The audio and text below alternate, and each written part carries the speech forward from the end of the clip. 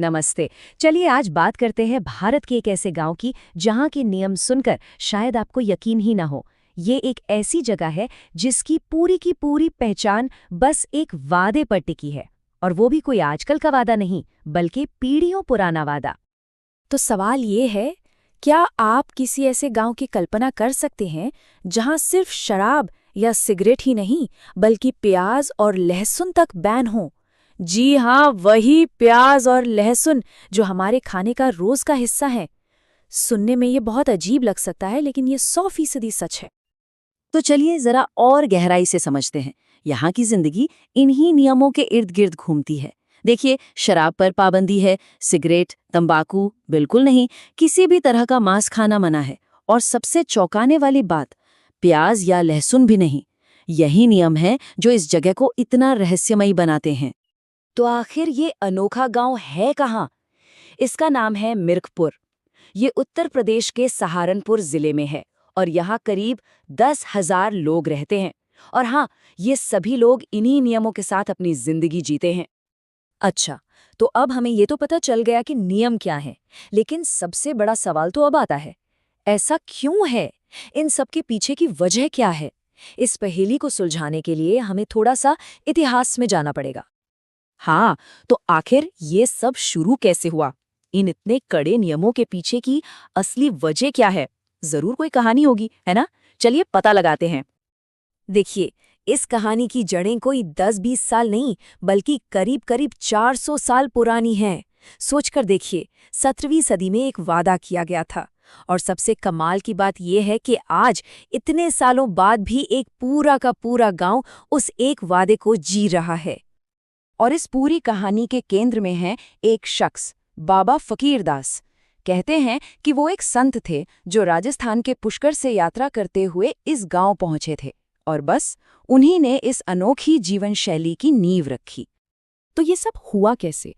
असल में इस पूरी परंपरा का सार इस एक दोहे में छिपा है।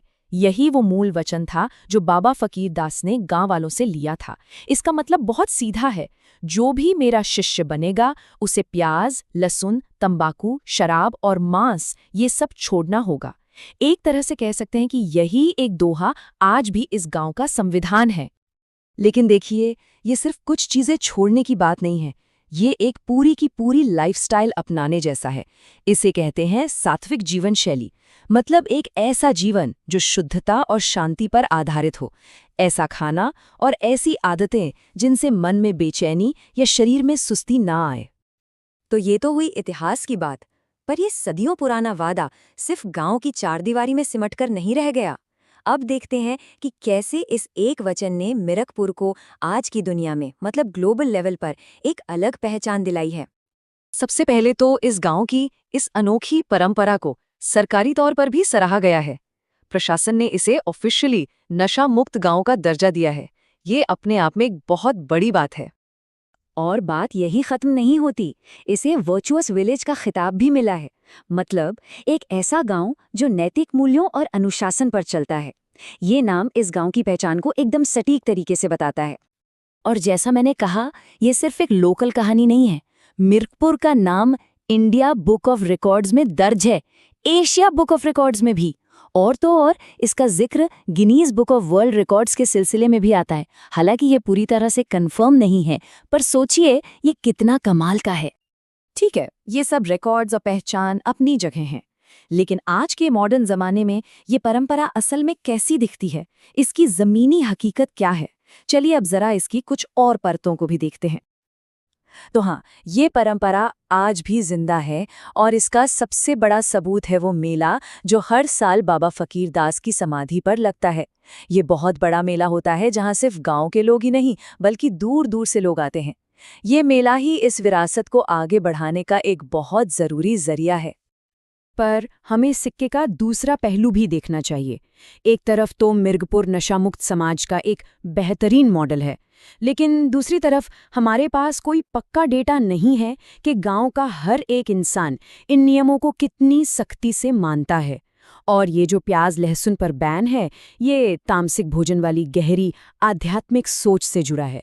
साथ ही ये भी सोचना जरूरी है कि सिर्फ सामाजिक अनुशासन ही काफी नहीं, किसी भी समाज के लिए शिक्षा और रोजगार जैसे मुद्दे भी उतने ही मायने रखते हैं। तो फिर इन सारी बातों से हम क्या सीख सकते हैं? मतलब मिर्गपुर की इस पूरी कहानी का असली मतलब क्या है? शायद मिर्गपुर का सबसे बड़ा सबक यही है। यह हमें दिखाता है कि कैसे एक साझा वादा, एक कॉमन प्रॉमिस पीढ़ियों तक एक पूरे समाज को एक साथ जोड़े रख सकता है, उसे एक अलग पहचान दे सकता है। ये कम्युनिटी पावर और अनुशासन का एक जीता जागता रियल लाइफ एग्जाम्पल है। और आखिर में ये कहानी हमें एक बहुत ही गहरे सवाल पर लाकर छोड़ देती है। सवाल ये है कि क्या किसी समुदाय का अनुशासन और उसकी परंपराएं एक इंसान की अपनी व्यक्तिगत आज़ादी से ज़्यादा ज़रूरी हैं? इस सवाल का कोई सीधा या आसान जवाब नहीं है, और शायद इसीलिए मिर्गपुर की कहानी इतनी दिलचस्प है और हमें सोचने पर मजबूर करती है।